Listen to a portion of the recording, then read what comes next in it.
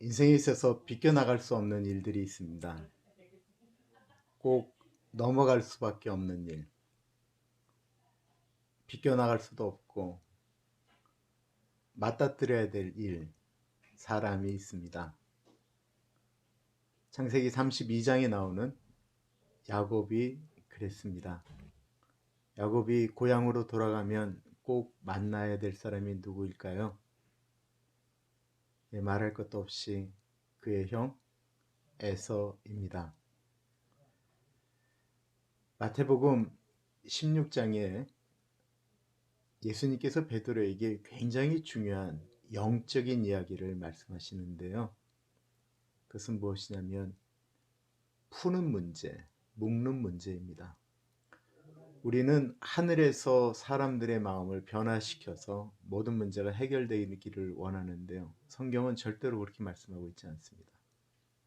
너희가 땅에서 묶으면 하늘에서도 묶어줄 것이고 너희가 땅에서 풀면 하늘에서도 푼다라고 이야기를 합니다. 야곱이 삼촌 라반의 집을 떠나서 고향으로 내려갈 때 그는 먼저 에서의 눈치를 볼 수밖에 없었죠. 그래서 먼저 종을 보내게 됩니다. 종을 보냈는데 종이 이야기하는 거예요. 에서가 400명의 군사를 데리고 만나러 오겠다고 합니다. 야곱이 겁이 덜컥 납니다. 그때 야곱이 한때의 군대를 보게 되는데요. 그 군대를 만난 이야기가 창세기 32장에 나오죠. 마하나임이라고 하는데 잠깐 보도록 하겠습니다. 야곱이 길을 가는데 하나님의 사자들이 그를 만난지라 야곱이 그들을 볼 때 이르기를 이는 하나님의 군대라 하고 그 땅 이름을 마하나임이라 하였더라. 이 마하나임이라는 것은 하나님의 군대라는 뜻인데요. 정확한 것이 아닙니다. 이건 두 때의 군대라고 하는 것이 정확한 표현입니다. 에서가 400명의 군사를 데리고 쫓아온다고 얘기할 때 야곱이 선택할 수 있는 것은 되돌아가는 건데 되돌아갈 수가 없습니다. 왜냐하면 그 전에 삼촌 라반과 협약을 맺어졌기 때문에 그렇습니다. 에헬로헤로이 갈리엇이라고 하는 이름으로 나와져 있는 곳, 그곳을 돌 무대기를 쌓고 우리가 서로 이곳을 넘어가지 않겠다라고 약속을 했습니다. 뒤로 돌아갈 수도 없고 어떻게 할 수도 없습니다.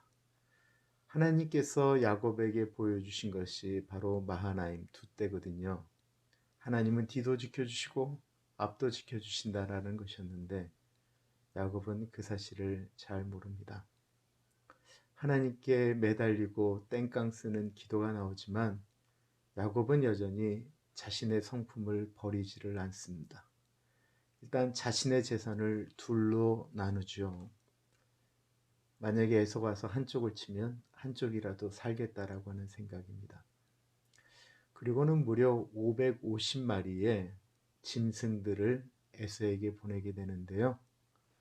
먼저 양 보내고 염소 보내고 소 보내고 이런 식으로 한 번에 보내는 것이 아니고 한 번 만나면 좀 마음이 좀 풀어지고 두 번째 만나면 좀 마음이 풀어질까 싶어서 선물을 보냅니다. 야곱의 행동이 나쁜 것일까요? 아니, 그렇지 않습니다.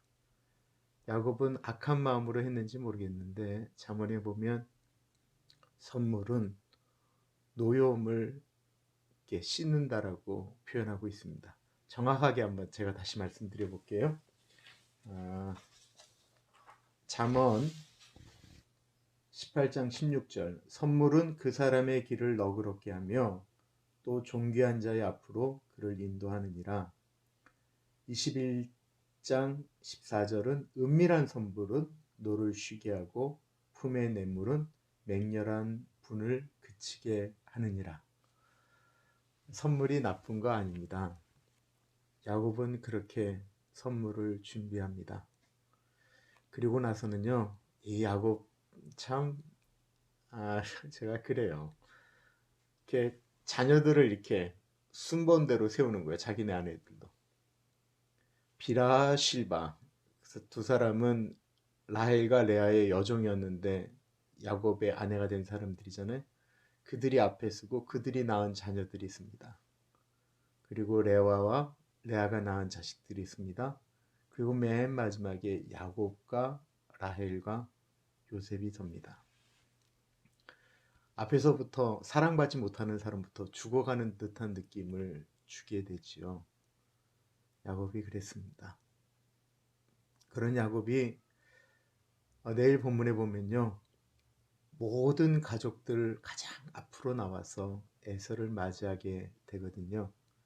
그럴 수밖에 없었던 사건이 있습니다. 그것이 바로 우리가 잘 아는 야복 강가에서 하나님의 천사와 씨름했던 내용입니다. 야곱이 한 사람을 만나게 됐는데 그 사람에게 얘기하는 거예요. 나 축복하지 않으면, 나 살려주지 않으면, 내가 이것을 넘어갈 수 있는 은혜 주시지 않으면 못 놓겠습니다.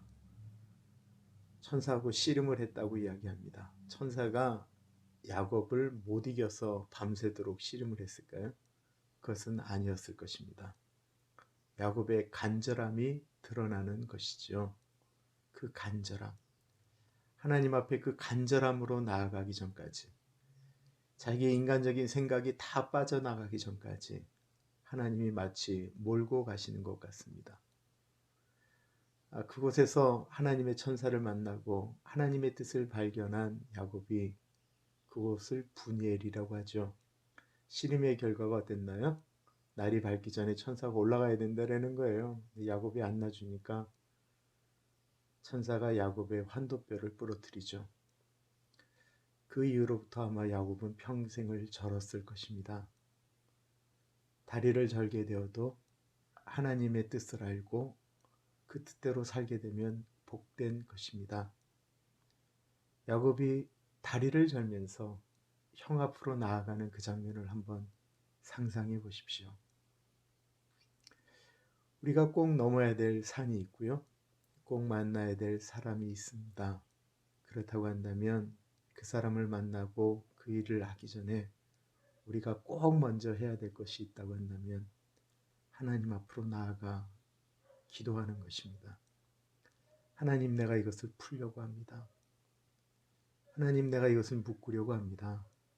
하나님, 나에게 은혜 주십시오. 지혜 주십시오.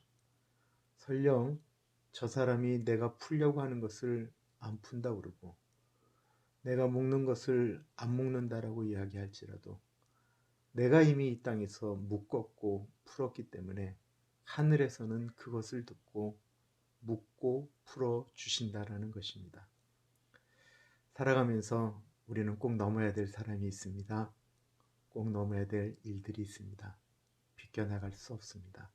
그런 일이 닥쳐서 힘들고 어려우실 때 창세기 32장을 꼭 기억하십시오. 분이엘, 하나님의 얼굴이라고 하는 것입니다. 그런 어려운 현장 가운데서 하나님의 얼굴을 목도하는 우리가 되었으면 좋겠습니다. 오늘은 여기까지 하겠습니다. 감사합니다.